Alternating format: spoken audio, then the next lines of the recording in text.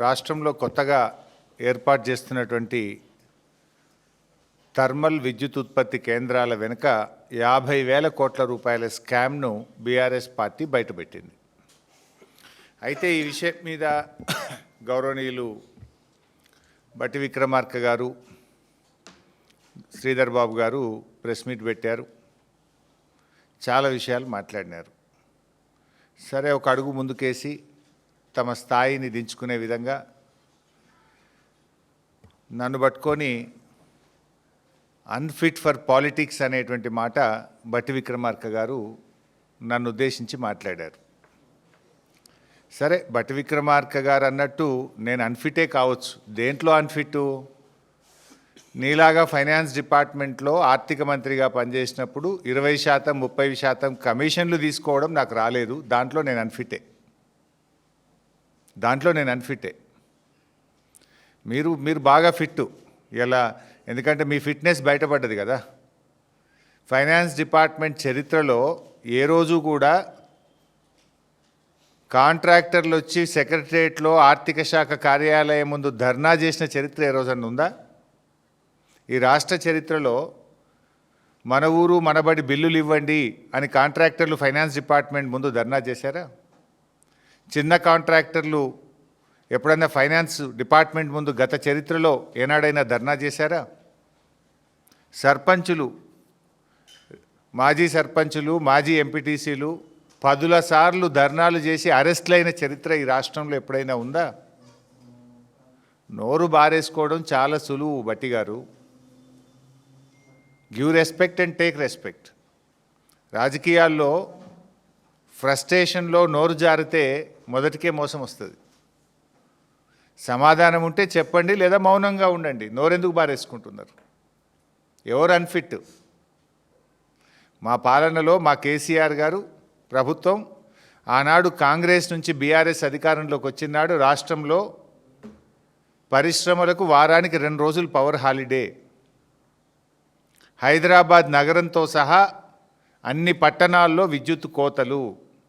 గ్రామాల్లో అయితే పగటిపూట కరెంటే లేదు. రైతులకు 7 గంటలు 6 గంటల కరెంటు కూడా రాని దుస్థితిలో మీరు ఆనాటి కాంగ్రెస్ ప్రభుత్వం ఈ రాష్ట్రాన్ని నెడితే 24 గంటల నాణ్యమైన కరెంటును రైతుకు, పరిశ్రమలకు, గృహాలకు, పట్టణాలకు, పల్లెలకు ఇచ్చిన ప్రభుత్వం కేసీఆర్ ప్రభుత్వం. ఎవరు అన్ఫిట్? మీరా, మేమా? Who is unfit? ఇవాళ స్కామ్ మీద మేము చెప్పాం. దాని మీద సమాధానం చెప్పారా? ఏదో పీపీటీ పెట్టి 2 గంటల ఉపన్యాసం దంచి కొడుతుంది. విద్యుత్ లోడ్ ఇంత పెరుగుతుంది, రాబోయే రోజుల్లో పవర్ డిమాండ్ ఇంత అట్లా నువ్వు చెప్పేదండి. 3వ తరగతి పిల్లాడైనా చెప్తాడు. ప్రజలు పెరిగినా కొద్దీ, అవసరాలు పెరిగినా కొద్దీ, టెక్నాలజీ పెరిగినా కొద్దీ విద్యుత్ పెరుగుతూనే ఉంటుంది అవసరం. What is new in that? దానికి పెద్ద పీపీటీ ఎందుకు నువ్వు? ఇప్పుడు సింపుల్ క్యాబినెట్ మీటింగ్ తర్వాత స్వయంగా క్యాబినెట్ బ్రీఫింగ్లో మంత్రులే చెప్పారు, రాష్ట్రంలో రామగుండం, మక్తల్, పాల్వంచలో 3 థర్మల్ విద్యుత్ కేంద్రాలు నెలకొల్పుతాం. కావాలంటే వీడియో కూడా చూపిస్తాను, అక్కడ వీడియో కూడా ఉంది. క్యాబినెట్ బ్రీఫింగ్లో మీరే చెప్పారు. మొన్న మేము ప్రశ్నించగానే తత్త అంటారు. లేలే మక్తల్ కాదు మక్తల వేరే పెడతాము అని 2 రోజుల్లోనే మాట మార్చినటువంటి చరిత్ర మీది. అట్లా క్యాబినెట్లో మాట్లాడిన దానికి, క్యాబినెట్ బ్రీఫింగ్లో చెప్పిన దానికి భిన్నంగా 2 రోజుల్లో ఉప ముఖ్యమంత్రి గారు, మంత్రి గారు ఆ పీపీటీ ప్రజెంటేషన్ తర్వాత విలేకరులు అడిగిన ప్రశ్నకు మాట దాటవేసిండ్రు. లేదు మక్తల్ అట్లా కాదు అని మాట మార్చిండ్రు. ఇంకో మాట మంత్రి గారు నిన్న ఏమంటాడు, ఇంక ఏడబై మేము టెండర్లే విలువపోతుంది, ఖర్చే పెట్టకపోతుంది, పైసలు ఖర్చు కాకముందే అవినీతి అయిందంటారా అంటుండు. మరి మీరు ఆనాడు కాళేశ్వరం ప్రాజెక్టులో 84,000 కోట్లు కూడా ఖర్చు కాకముందే 1,00,000 కోట్ల అవినీతి జరిగిందని మీ రాహుల్ గాంధీ నుంచి మొదలుకుంటే మీ దాకా గల్లీకి పోయి చెప్పింది కదా. ఇవాళటి కూడా చెప్తున్నారు కదా, ఖర్చు అయిందే 84,000 కోట్లు దాటపోతే 1,00,000 కోట్ల అవినీతి జరిగిందని ఆనాడు అడ్డగోలుగా మాట్లాడినందుకు ముందు క్షమాపణ చెప్పండి. ఇవాళ మేమన్నది 50,000 కోట్ల అవినీతికి మీరు శ్రీకారం చుట్టారు. ఏ రూపాయి ఖర్చు లేకుండా, రూపాయి రాష్ట్ర ప్రభుత్వ పెట్టుబడి లేకుండా, అప్పులు లేకుండా, అప్పుల మీద వడ్డీలు లేకుండా మీరు ప్రతిపాదించిన రామగుండం థర్మల్ పవర్ స్టేషన్ కంటే కూడా తక్కువ ధరకే ఎన్టీపీసీ కరెంట్ ఇస్తుండగా ఈ అప్పులెందుకు, ఈ పెట్టుబడి ఎందుకు, ఈ ధర ఎక్కువ పెట్టి కరెంటు కొనుడెందుకు అని మేము సూటిగా ప్రశ్న వేశాం. దానికి సమాధానం ఇచ్చారా మీరు? You have no answer. మేము అడిగిన ప్రశ్నకి ఇవాళ సూటిగా మీరు సమాధానం చెప్పలేదు.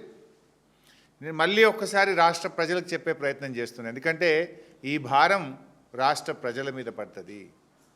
మీరు చేసే తప్పులు వచ్చే 25 ఏళ్ల పాటు ఈ రాష్ట్ర ప్రజలు మోయవలసి వస్తుంది. నువ్వు ఇవాళ ఉంటావు, రేపు పోతావు. నువ్వు పర్మనెంట్ కాదు.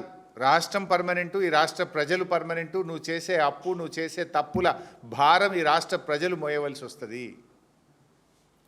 నేను చెప్తున్నది డాక్యుమెంటల్ ఎవిడెన్స్తో చెప్తా ఉన్నా. మీరు ఆల్ పార్టీ మీటింగ్ పిలవండి, నేను వచ్చి ప్రూవ్ చేస్తా.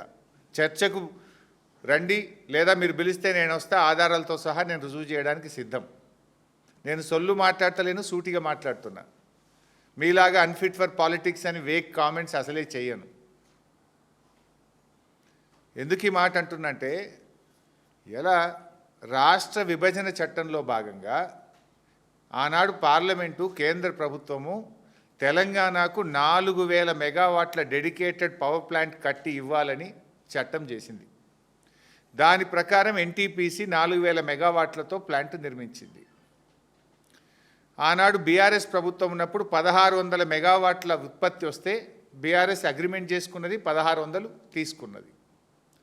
కాంగ్రెస్ ప్రభుత్వం వచ్చిన తర్వాత ఎన్టీపీసీ మరో 2400 మెగావాట్ల విద్యుత్ ఉత్పత్తి తయారవుతుంది, దయచేసి మీరు పీపీఏ తీసుకోండి, ఈ కరెంటు తీసుకోండి అని ఎన్టీపీసీ మీకు ఉత్తరం రాసింది నిజమా కాదా చెప్పు.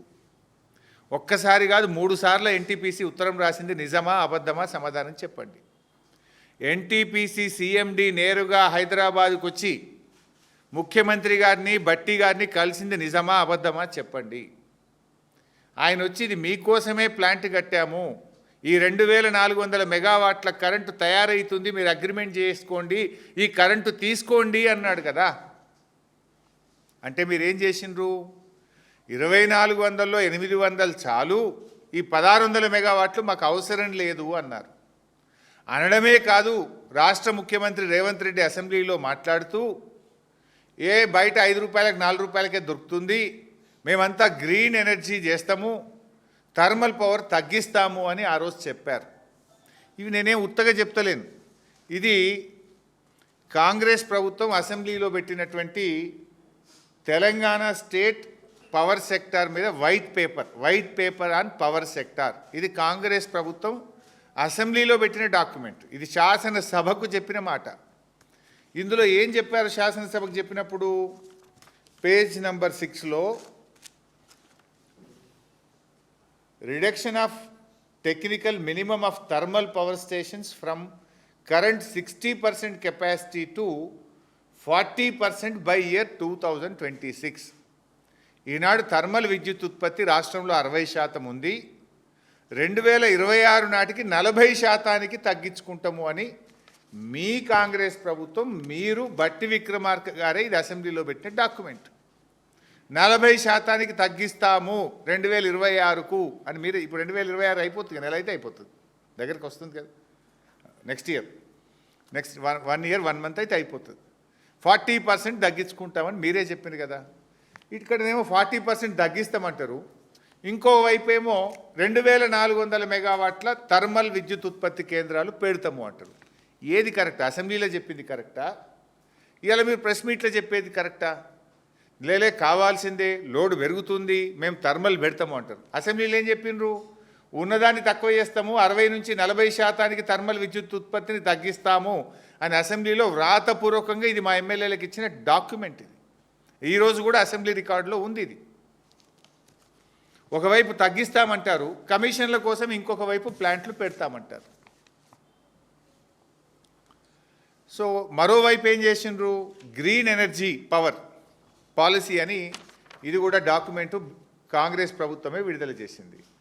బట్టి విక్రమార్క గారు, రేవంత్ రెడ్డి గారు ఇద్దరు సంతకాలు పెట్టి 2030 కల్లా 20,000 మెగావాట్ల గ్రీన్ ఎనర్జీని మేము డెవలప్ చేస్తాము అన్నారు. మరి ఇప్పుడు గ్రీన్ ఇడిచిపెట్టి మళ్ళా థర్మల్ ఎంబడి ఎందుకు కొట్టారు? మరి దీనికి సమాధానం లేదు. ఇక్కడ అసలు విషయం పాయింట్, నేను స్ట్రైట్గా పాయింట్కి వస్తూ ఉన్నాను. అయితే ఎన్టీపీసీ 2,400 తీసుకోమంటే వీళ్ళు 800 మాత్రమే తీసుకున్నారు.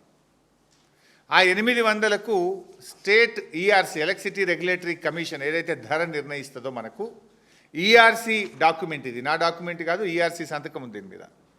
800 తీసుకుంటే దానికి ఎంత ధర నిర్ణయించిందంటే ₹4.12.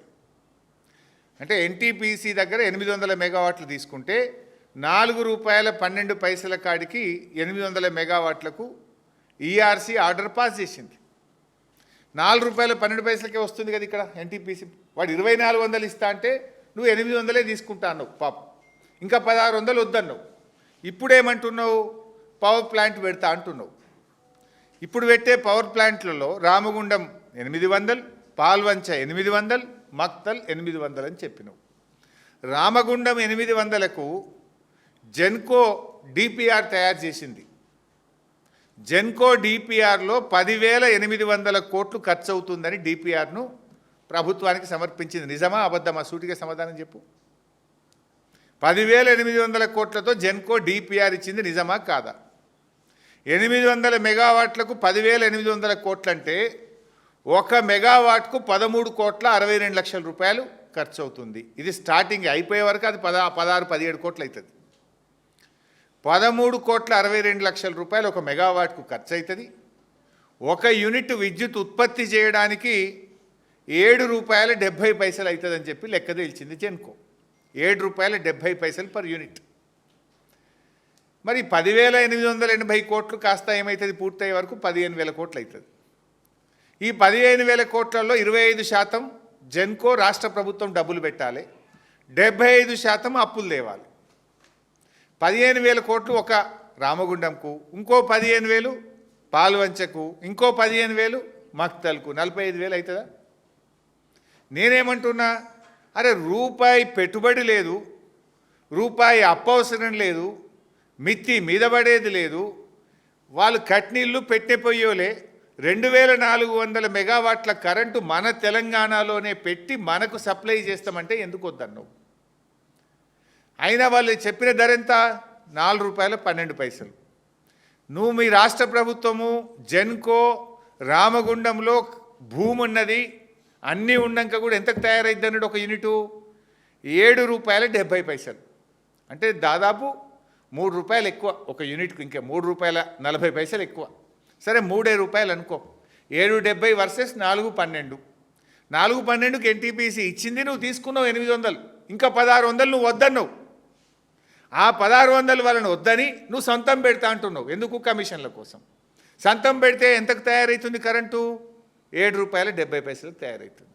అంటే ఒక యూనిట్ మీద ₹3 అదనంగా విద్యుత్ ఉత్పత్తికి ఖర్చు అవుతుంది మీరు పెడితే. ఒక రోజుకు 3 కోట్ల యూనిట్ల విద్యుత్ ఉత్పత్తి, 800 మెగావాట్లు అంటే దట్ ఈజ్ ఈక్వలెంట్ టు 3 కోట్ల యూనిట్ల కరెంటు. 3 కోట్లు ఇంటూ ₹3 అంటే ఎంత? 9 కోట్లు. అంటే రోజుకు అదనంగా ఎన్టీపీసీ నుంచి కరెంటు వాళ్ళు ఇస్తమానంగా తీసుకోకుండా నువ్వు రామగుండంలో ప్లాంటు పెట్టి నువ్వు ఉత్పత్తి చేస్తే రోజుకు 9 కోట్ల రూపాయలు ఈ రాష్ట్ర ప్రజల మీద భారం పడుతుంది. నీ జేబులకి వెళ్ళైతే పెట్టవు కదా, ఆ బిల్లు ఎవరికి వేస్తావు? ఆ కరెంటు బిల్లు ప్రజల మీద వేస్తావు. రోజుకు 9 కోట్లు. సరే సంవత్సరానికి ఎంత అవుతుంది 9 కోట్లు అంటే? రోజుకు 9 కోట్ల చొప్పున సంవత్సరానికి 3,285 కోట్లు ఖర్చు అవుతుంది. ఏ పవర్ ప్లాంట్ అయినా అగ్రిమెంటు 25 ఏళ్ళు, 25 ఇయర్స్కి ఉంటుంది. అంటే 25 ఏళ్లకు సంవత్సరానికి 3,285 కోట్ల రూపాయల చొప్పున లెక్క పెడితే 82,000 కోట్ల రూపాయల అదనం భారం ఈ రాష్ట్ర ప్రజల మీద పడబోతుంది. మేము అంటున్నది అదే కదా.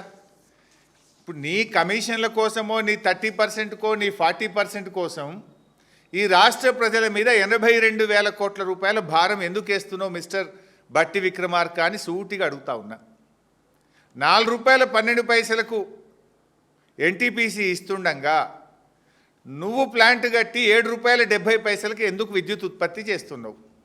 ఒక దిక్కు పైసలు లేవు, అప్పుల కోసం పోతే చెప్పులు ఎత్తుకుపోయినట్లెక్క చూస్తున్నాడు అంటాడు నీ ముఖ్యమంత్రి. అరే మా తులం బంగారం ఏమైపోయాయి, అవ్వతాతలకు 4,000 పింఛన్ ఏమైపోయాయి, అక్క చెల్లెలకు మహాలక్ష్మి ఏమైపోయాయి అంటే పైసలు లేవు అంటావు. మరి ఇప్పుడు ఈ ప్లాంట్లు 3 కట్టాలంటే నువ్వు 25% పెట్టాలి కదా. 10-15 వేల కోట్లు ఏడికెళ్ళి తెస్తావు, అప్పులు ఏడికెళ్ళి తెస్తావు, మిత్తిలు ఏడికెళ్ళి కడతావు. అప్పు లేదు, అసలు లేదు, మిత్తి లేదు, ఏది లేకుండా సగం ధరకు ఎన్టీపీసీ ఇస్తామంటే ఎందుకు వద్దంటున్నావు అని నేను సూటిగా అడుగుతున్నా. ఎందుకు వద్దంటున్నావు అంటే నీ 30% కమిషన్ రాదు, ఎన్టీపీసీ కరెంట్ ఇస్తుంది, నువ్వు పైసలు కట్టాలి. నువ్వు ప్లాంట్ కడితే నీకు తిన్న 30%, 40% కమిషన్ ఉన్నది కదా. అందుకే బూస్టప్ చేసిండ్రు, ప్లాంట్లు కడతామంటున్నారు. ఇప్పుడు ఎన్టీపీసీది ఇంకా తొందరగా వస్తుంది కరెంటు. నువ్వు ఇప్పుడు ఆలు లేదు, సూలు లేదు, నువ్వు కట్టాలంటే 5 ఏళ్ళు 6 ఏళ్ళు అవుతుంది. ఎన్టీపీసీ తయారున్నది, ఏడాది లోపల ఇస్తా అంటుండు. తయారున్న కరెంటు, తక్కువ ధరకు వచ్చే కరెంటు, పెట్టుబడి లేకుండా వచ్చే కరెంటు వద్దంటావు. 5 ఏళ్ల తర్వాత వచ్చే కరెంటు, ఎక్కువ ధరకు వచ్చే కరెంటు, పెట్టుబడి పెట్టే కరెంటు ముద్దంటావు. ఇది ఎక్కడి పద్ధతి? ఎవరి కోసము? నువ్వు చేసే తప్పుల వల్ల ఈ రాష్ట్ర ప్రజల మీద 82,000 కోట్ల రూపాయల భారం పడుతుంది. ఈ 82,000 కోట్ల భారం ఎందుకు ఈ రాష్ట్ర ప్రజలు విద్యుత్ బిల్లుల రూపంలో చెల్లించాలి? రేపు కరెంటు బిల్లులు పెరుగుతాయి కదా. ఈ బిల్లులన్నీ ప్రజలు కదా కట్టాల్సింది. ఆ ప్రజలకు నష్టం జరుగుతుంటే ఆ ప్రజలకు రేపు బిల్లులు పెరుగుతాయని చెప్పి ఈ స్కామ్ను బీఆర్ఎస్ పార్టీ బయటపెట్టింది. ప్రజల పక్షాన బీఆర్ఎస్ పార్టీ రేపు ప్రజల మీద భారం పడొద్దని ప్రశ్నిస్తూ ఉంది. ఇకపోతే ప్లాంట్లు, అరే మీరు బొగ్గు లేని చోట ప్లాంట్లు పెట్టినరు అని మా మీద ఆరోపణలు చేస్తున్నారు. సరే, మేము ఎందుకు పెట్టినామో తప్పకుండా నేను సమాధానం చెప్తా. ఇవాళ అసలు ఈ ప్లాంట్లు బొగ్గు లేని చోట పెట్టిందే కాంగ్రెస్ పార్టీ కదా. ఏ బొగ్గున్నదని విజయవాడ థర్మల్ పవర్ స్టేషన్ కట్టింది కాంగ్రెస్ పార్టీ. ఏ బొగ్గున్నదని రాయలసీమ థర్మల్ పవర్ స్టేషన్ కట్టింది కాంగ్రెస్ పార్టీ. ఏ బొగ్గున్నదని కృష్ణపట్నంలో థర్మల్ పవర్ స్టేషన్ కట్టింది కాంగ్రెస్ పార్టీ. ఇలా RTPP Rayalaseema thermal power station 1,200 కిలోమీటర్లు ఉంటుంది. మరి ఆడ ఏ బొగ్గున్నదని కట్టిండ్రు అన్నాడు కాంగ్రెస్ పార్టీ. విజయవాడలో ఏముందని కట్టిండ్రు, కృష్ణపట్నంలో బొగ్గు ఉందని కట్టిండ్రా? మీరు మాట్లాడేటప్పుడు మీ గత చరిత్ర చూసుకొని మాట్లాడండి. ఇవాళ ప్రపంచవ్యాప్తంగా కూడా ఒక బ్యాలెన్స్ ఉండాలి. రేపు ప్రకృతి వైపరీత్యాలు వచ్చినా, భూకంపాలు వచ్చినా అన్ని థర్మల్ స్టేషన్స్ ఒక దగ్గర ఉన్నాయనుకో, ఏదైనా తేడా వస్తే రాష్ట్రం మొత్తం అంధకారం కాదా? ఒక బ్యాలెన్స్ ఉండాలి అని ఆలోచించింది. ముఖ్యంగా fly ash is a big issue.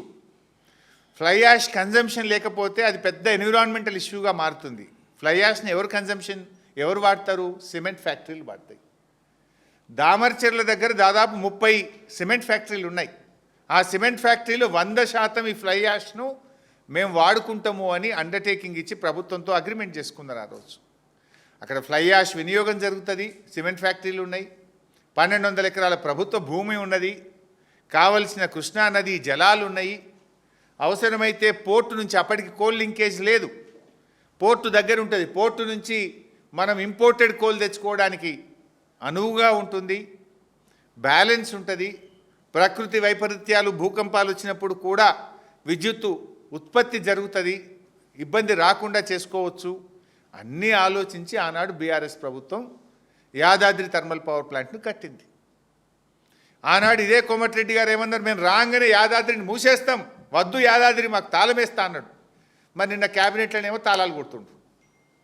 మళ్ళీ ఇప్పుడు ఎందుకు పెడుతున్నావు? మరి 2,400 థర్మల్ మెగావాట్ పవర్ ప్లాంట్ ఎందుకు ఒప్పుకున్నావు వెంకటరెడ్డి గారు? మరి నువ్వు ఇదంతా కాలుష్యం మా మెడ మీద వేస్తారా అన్నారు. మరి ఇప్పుడు మళ్ళీ ఎందుకు కడుతున్నావు? మరి కాలుష్యం ఉంటే ఆనాడు అపోజిషన్లో ఉన్నాం కనుక ఏదన్నా మాట్లాడచ్చు, గవర్నమెంట్ల కోసం రాగానే పెదవులు మూతపడతాయి. అంటే ఇలా కాంగ్రెస్ వాళ్ళ అడ్డగోలు వ్యవహారాలు ప్రజలకు అర్థమవుతూ ఉన్నాయి. వీళ్ళ తప్పుడు కూతలు, తప్పుడు విధానాలు, ప్రతిపక్షంలో ఒక మాట, అధికారంలో ఒక మాట, వీళ్ళ విధానాలన్నీ కూడా ఈరోజు ప్రజలు అర్థం చేసుకుంటూ ఉన్నారు. మరి ఆనాడు యాదాద్రి మేము రాగానే మూసేస్తాం, తాళం వేస్తాం, కట్టనీయం అన్నోళ్ళు ఇప్పుడు పోయి రిబ్బన్లు కత్తిరిస్తారు, పోటీ పడి కొబ్బరికాయలు కొడుతుండ్రు. వెంకటరెడ్డి గారు ఉరుకురికి కొబ్బరికాయలు కొడుతుండ్రు. మరి ఆనాడు ఏమన్నావు? మరి కొబ్బరికాయలు కొట్టేటప్పుడైనా యాదికి వస్తలేదు నేను అన్న తాళం వేస్తా అన్నా దీన్ని మూసేస్తా అన్నా ఎట్లా కొబ్బరికాయ కొట్టాలి జ్వరం వచ్చిందని ఇంట్లోనే వాడుకోవచ్చు కదా సపరేట్గా. అంటే గంత నిస్సిగ్గుగా వ్యవహరిస్తూ ఉంది కాంగ్రెస్ పార్టీ.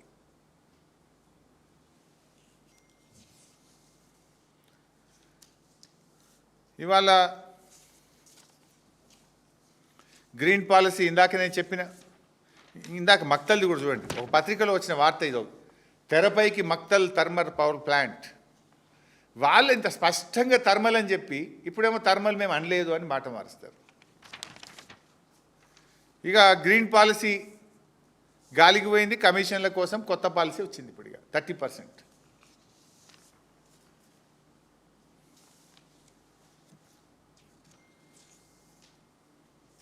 ఇంకోటి విద్యుత్ శాఖలో ఈరోజు చాలా బాధ కలిగే అంశం ఏంటంటే మొత్తం ఆంధ్ర అధికారులతో నింపేస్తున్నారు.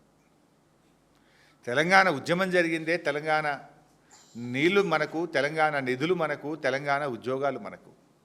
కేసీఆర్ గారు కష్టపడి 95% లోకల్ రిజర్వేషన్ ఉద్యోగాల్లో సాధించింది కేసీఆర్ గారు. కానీ ఇలా కాంగ్రెస్ ప్రభుత్వం వచ్చినాక అత్యంత కీలకమైనటువంటి పోస్టులో ఈ విద్యుత్ విభాగంలో మొత్తం ఆంధ్ర అధికారులను నింపుతూ ఉన్నారు. నేను మచ్చుకు కొన్ని మీ ద్వారా ప్రజల ముందు పెట్టాలనుకుంటున్నాను. ఓన్లీ విద్యుత్ శాఖని, ఇంకా చాలా శాఖలలో చాలా ఉన్నారు. అసలు ఈ ప్రభుత్వం తెలంగాణ ప్రభుత్వం నడుపుతుందా, వెనక నుండి ఆంధ్ర ప్రభుత్వం నడుపుతుందా అని అనుమానాలు కలుగుతూ ఉన్నాయి వీళ్ళ అపాయింట్మెంట్లు చూస్తూ ఉంటే. వరుసబెట్టి ఆంధ్ర ప్రాంతానికి చెందిన వారిని అత్యంత కీలకమైన విభాగాల్లో ఇవాళ విద్యుత్ శాఖలో అపాయింట్ చేసినారు. ఇవాళ జెన్కో డైరెక్టర్, ఎంతోమంది అనుభవం ఉన్న వాళ్ళు తెలంగాణ బిడ్డలు ఉన్నారు. జెన్కోలో ఈ అంటే హైడల్ అండ్ థర్మల్ ప్రాజెక్టుల నిర్మాణము, నిర్వహణ ఎవరికి ఇస్తారు? జనరల్గా తెలంగాణ బిడ్డలు ఎవరన్నా జెన్కోలో పనిచేసే వాళ్ళకు, అంటే ప్రాజెక్టులు కట్టేటప్పుడు కానీ ప్రాజెక్టుల నిర్వహణలో ఉన్నటువంటి అనుభవజ్ఞులైన ఇంజనీర్లను తీసుకోవాలి. వీళ్ళు ఎవరిని తీసుకున్నారు? రాజశేఖర్ రెడ్డి గారని సింగరేణిలో పనిచేసిండు. ఆయన ఎన్నడూ జెన్కోలో పనిచేయలే, కరెంటుకు సంబంధం లేదు.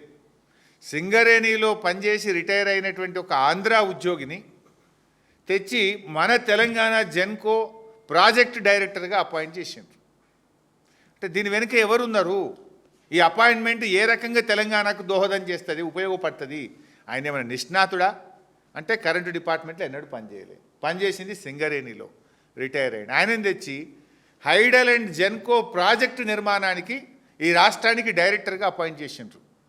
ఇది కీలకమైనటువంటి పదవుల్లో అనుభవం లేని పక్క రాష్ట్ర అధికారులను నియమించడం అంటే ఇది తెలంగాణ విద్యుత్ ఇంజనీర్లను, తెలంగాణ ఉద్యోగులను అవమానపరచడం. అట్లే జెన్కోలో ఇదైతే ఇంకా చాలా, నేను కూడా ప్రత్యక్ష సాక్షిని ఆ రోజు ఉద్యమంలో. చాలాసార్లు మీరు కూడా వచ్చిండ్రు, విద్యుత్ భవన్ దగ్గర ధర్నాలు చేసినాం మనం చాలాసార్లు. జెన్కోలో కుమార్ రాజా, ఈయన సమైక్యవాది. ఆనాడు విద్యుత్తు రంగ కార్మికులు పెద్ద ఎత్తున ఉద్యమం చేసేవాళ్ళు తెలంగాణ కోసం. చేసేటప్పుడు ఒకసారి విద్యుత్ భవన్ దగ్గర మేము కూడా పోయినాం, ధర్నాలు చేస్తుంటే. అప్పుడు ఈయన కుమార్ రాజా ఆనాడు మన ఉద్యోగులను అవమానపరిచేవాడు. ఆనాడు మన ఉద్యోగులను హెకిల్ చేసినాడు. ఏం తెలంగాణ వస్తుందా, నువ్వేం తెలంగాణ అని హెకిల్ చేస్తూ అవమానపరిస్తే గాయపడ్డ తెలంగాణ విద్యుత్ ఉద్యోగుల హృదయం గాయపడి ఆ రోజు ఈయనను తరిమి తరిమి కొట్టిండ్రు. జలసౌదలో తెలంగాణ ఉద్యమాన్ని అవమానపరిస్తే ఎక్కడొస్తే తెలంగాణ రానే రాదు అని మన తెలంగాణ ప్రజలను, ఉద్యమాన్ని, త్యాగాలను అవమానపరిచే విధంగా మాట్లాడినటువంటి కుమార్ రాజాను తెలంగాణ విద్యుత్ జేఏసీ ఆ రోజు తరిమి తరిమి కొట్టింది. ఆనాడు తెలంగాణ ఉద్యమకారుల చేతుల్లో తరమబడినటువంటి కుమార్ రాజాను తెచ్చి ఇవాళ విద్యుత్ ఉద్యోగుల మీద డైరెక్టర్గా పెట్టారు జెన్కోలో. ఇది ఉద్యమకారులను అవమానపరచడం కాదా? విద్యుత్ ఉద్యోగులను అవమానపరచడం కాదా?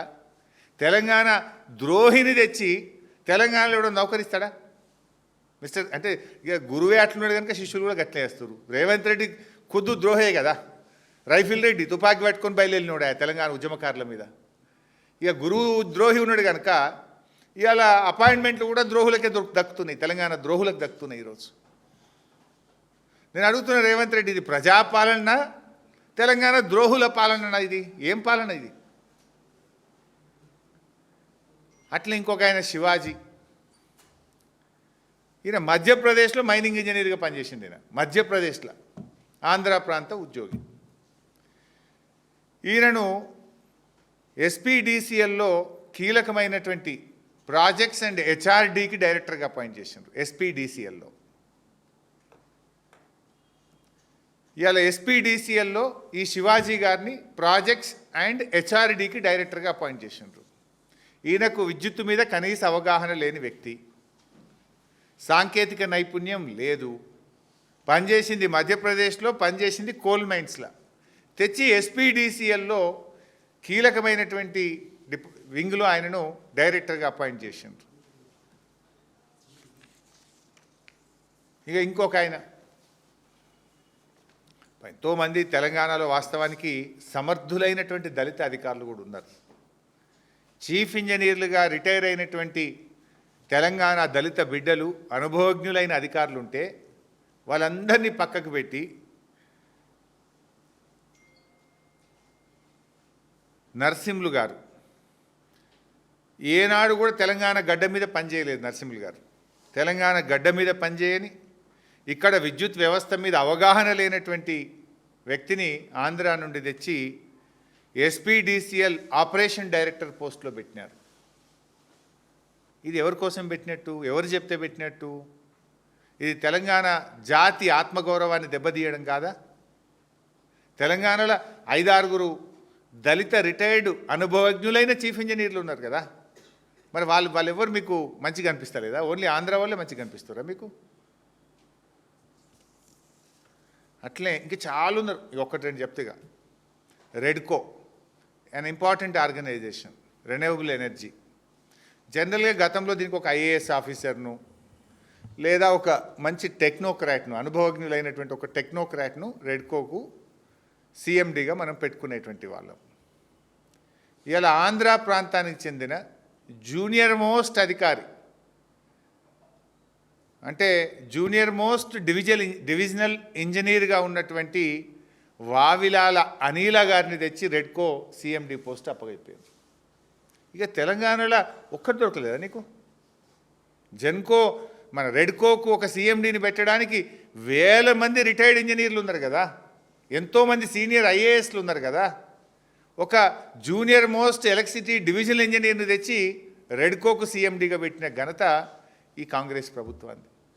అసలు ఎవరు నడుపుతున్నారు ఈ గవర్నమెంట్? తెలంగాణ ప్రభుత్వం నడుపుతుందా, ఆంధ్రప్రదేశ్ ప్రభుత్వం వెనకకెళ్ళి నడుపుతుందా? నాకు డౌట్ వస్తుంది. అసలు ఈ చర్యతోని తెలంగాణలోని సీనియర్ ఇంజనీర్లు, రిటైర్డ్ ఎస్సీలు, సిఈలు, విద్యుత్ ఉద్యోగులందరూ కూడా ఏంది అసలు మేము ఎవరం పనికిరామా, ఈ ప్రభుత్వం పక్క రాష్ట్రంకి వెళ్ళి తెచ్చి రెడ్కో సిఎండి పెట్టుడేందని ముక్కు మీద వేలేసుకున్నారు, చాలా బాధపడుతున్నారు. అనేక సందర్భాల్లో మేము కలిసినప్పుడు మా దృష్టికి తీసుకొస్తూ ఉన్నారు, తమ బాధను మా దృష్టికి తీసుకొస్తూ ఉన్నారు. ఇంకా అట్లా చెప్పుకుంటూ పోతే ఈయనైతే ఇంకా చాలా ఖతర్నాకున్నాడు. ఇక ఒక ఆయన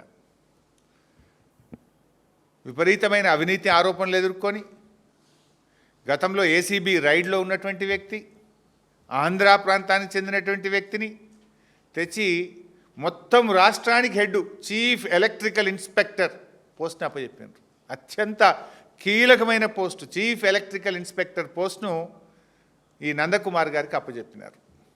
అసలు పేపర్లలో అయితే ఆయన మీద పుంఖాను వార్తలు వచ్చినాయి.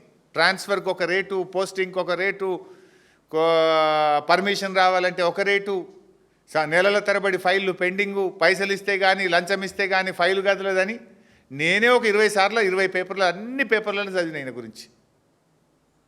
తెలంగాణలో చీఫ్ ఎలక్ట్రికల్ ఇన్స్పెక్టర్ పోస్టుకు మీకు ఒకరు దొరకలేరా మీకు? అవినీతి పరుడుగా ముద్రపడి ఏసీబీ రైడ్లో ఉన్న ఆంధ్ర ప్రాంతానికి చెందిన వ్యక్తే దొరికిండు రేవంత్ రెడ్డి గారు మీకు.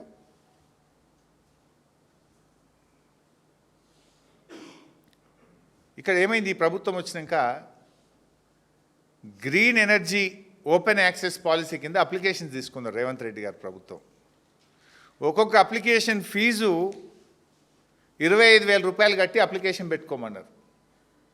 దాదాపు ఒక 600 కోట్లు వచ్చినాయి రాష్ట్ర ప్రభుత్వానికి. అప్లికేషన్ల మీదనే 600 కోట్లు వచ్చినాయి. ఏది ఇండస్ట్రియలిస్టులు గ్రీన్ ఓపెన్ యాక్సెస్ పాలసీ, ఎక్కడి నుంచైనా మీరు గ్రీన్ ఎనర్జీని తెచ్చుకొని వాడుకోవచ్చు. మరి దరఖాస్తులు అయితే తీసుకున్నది 600 కోట్ల రూపాయల డబ్బులు తీసుకున్నది ఈ ప్రభుత్వం. అయితే ఈ చీఫ్ ఎలక్ట్రికల్ ఇన్స్పెక్టర్ కార్యాలయం మెగావాట్కి 20 లక్షలు లంచం అడిగారట. మళ్ళీ కొన్ని రోజులు అయినాక లేలే ఇది మాదే అడిగినాము, పెద్దలకు కూడా ఇచ్చేది ఉంటుంది, ఇంకొక 10 లక్షలు 30 అన్నారట. పైకి ఇచ్చేది ఉన్నది పెద్దలకు అన్నారట. మరి ఆ పెద్దలు ఎవరో తెలియదు. 30 లక్షలు అన్నారట. ఇవాళ 2800 మెగావాట్లకు అప్లికేషన్లు వచ్చి 6 నెలలు అయింది. లెక్క కుదురుతలేదు, బేరం సెట్ అవుతలేదు. ఇప్పటికి 1 మెగావాట్ కూడా పర్మిషన్ ఇవ్వలేదు. 1 మెగావాట్కి ఈరోజు పర్మిషన్ ఇవ్వలేదు. మరొకవేళ మీరు క్యాప్టివ్ విధానం లేకపోతే అప్లికేషన్లు ఎందుకు తీసుకున్నారు? ఎందుకు 25,000 రూపాయల ఫీజుతో దరఖాస్తులు స్వీకరించింది? విధానం ఉన్నదన్నది మీరే, దరఖాస్తులు తీసుకున్నది మీరే. 6 నెలల నుంచి పెండింగ్లో పెట్టినరు. వాళ్ళు ఇలా ఆఫీసుల చుట్టూ తిరుగుతూ ఉన్నారు. బయట మాకు అక్కడక్కడ వినబడుతున్నాయి, చెప్తున్నారు. ప్రైవేట్ మీటింగ్స్లో మొదలు 10 అన్నారు, ఓకే అన్నాం సార్. 20 అన్నారు, ఓకే అన్నాం సార్. లేలే ఇంకా పెద్దోళ్ళది కవర్ కాలే, ఇంకా 10 కలుపురు 30 అన్నారు. ఎటు తేలుస్తలేరు, మాకంత ఆగమైపోతుంది. ఇది ఏం పద్ధతి, ఇది మీరన్నా మాట్లాడుండ్రు అని వాళ్ళే మాకు చెప్తున్నారు. ఇలా తెలంగాణ విద్యుత్ వ్యవస్థ అస్తవ్యస్తమవుతూ ఉంది. అవగాహన లేమితో, ఆంధ్ర అధికారులతో, దోపిడితో, కరప్షన్తో ఇలా ఆగమాగం చేస్తున్నారు.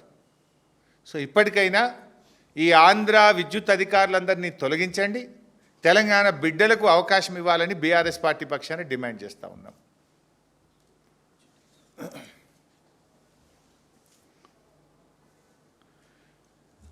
మా అన్న ఒకటి గుర్తు చేస్తుండు. ముఖ్యమంత్రి గారు ఇలా పర్యటనలు పోతున్నారు, వెళ్ళాలి. ఎంత ముఖ్యమంత్రి గారు ఎంత తిరుగుతే అంత మంచిది. We are not against to that. కానీ ఇలా ఎన్నికల కోడ్ను ఉల్లంఘిస్తూ ఉన్నారు. రాష్ట్ర ఎన్నికల సంఘం నిద్రపోతూ ఉందా? రాష్ట్ర ఎన్నికల సంఘం నియమ నిబంధనలు చూసే బాధ్యత లేదా అని నేను అడుగుతా ఉన్నా. ముఖ్యమంత్రి గారు ఇలా ఏం శంకుస్థాపన చేస్తుండ్రు? ఒక ఇరిగేషన్ ప్రాజెక్టుకు కొడంగల్ నారాయణపేట లిఫ్ట్కు శంకుస్థాపన చేస్తున్నారు. ఆ నీళ్ళు ఎక్కడ పారుతాయి? గ్రామాల్లో కదా పారేది. నేను మున్సిపాలిటీల కొబ్బరికాయ కొడుతున్న కోడ్ వర్తించదంటే ఏదైనా ప్రత్యక్షంగా పరోక్షంగా ప్రజలను ప్రభావితం చేసేది ఎన్నికల కోడ్లోకి వస్తుంది. ఆ మీటింగ్కి వచ్చిన మహిళా సంఘాలను ఐకేపీ వాళ్ళే ఆర్గనైజ్ చేసిండ్రు. మహిళా సంఘాలకు బస్సులు పెట్టి తోలుకొచ్చింది ఎవరు? గ్రామాల నుంచి తోలుకొచ్చిండ్రు. మహిళా సంఘాలను అధికారులు తోలుకొస్తున్నారు. ఇవాళ మీరు శంకుస్థాపన చేస్తున్న రోడ్లు కావచ్చు, ఇరిగేషన్ ప్రాజెక్టు కావచ్చు, ఇవన్నీ కూడా గ్రామాల గుండా వెళ్ళేటువంటివే, గ్రామాల ప్రజలను ప్రభావితం చేసేటివే. 2 ఏళ్ల నుంచి ఏం చేసినావు? తిరగకుండా. ఇప్పుడు ఓట్లప్పుడే సర్పంచ్ ఓట్లను ప్రభావితం చేసే విధంగానే ఎందుకు తిరగాల్సి వస్తుంది? మరి రాష్ట్ర ఎన్నికల సంఘం దీన్ని పరిశీలించడం లేదా? తక్షణమే రాష్ట్ర ఎన్నికల సంఘం రివ్యూ చేయాలి, పోలీసుకు డైరెక్షన్ ఇచ్చి కేసు నమోదు చేయాలి, తగిన చర్యలు తీసుకోవాలి. భవిష్యత్తులో జరిగే పర్యటనల మీద కూడా రివ్యూ చేసి ఎన్నికల సంఘం అనుమతి తీసుకున్న తర్వాతనే వెళ్ళాలి. ఎన్నికల సంఘం దృష్టికి కూడా మేము మొన్న తీసుకుపోయినాం. మా దగ్గర సిద్దిపేట జిల్లాలో కూడా తీసుకుపోతే లేలే మాకు ఎన్నికల సంఘం ఆర్డర్ ఉన్నది, గ్రామాలకు సంబంధించింది, గ్రామాలను ప్రభావితం చేసేది చేయకూడదు అన్నారు. మరి వాళ్ళు చేస్తున్నది ఏంది? ఒక రోడ్డు మున్సిపాలిటీ నుంచి ఊళ్ళకి పోతుంటే అది గ్రామంకి పోయేది కాదా? నీళ్లు గ్రామానికి పోయేది కాదా? అంటే ఇలా పూర్తిగా ఎన్నికల నిబంధనను తుంగలో దొక్కుతూ ఇలా ముఖ్యమంత్రి గారి పర్యటన జరుగుతూ ఉంది. రాష్ట్ర ఎన్నికల సంఘం చట్టపరంగా న్యాయపరంగా యాక్ట్ చేయాలని, నియమ నిబంధనలు పాటించాలని బీఆర్ఎస్ పార్టీ పక్షాన్ని డిమాండ్ చేస్తున్నాం.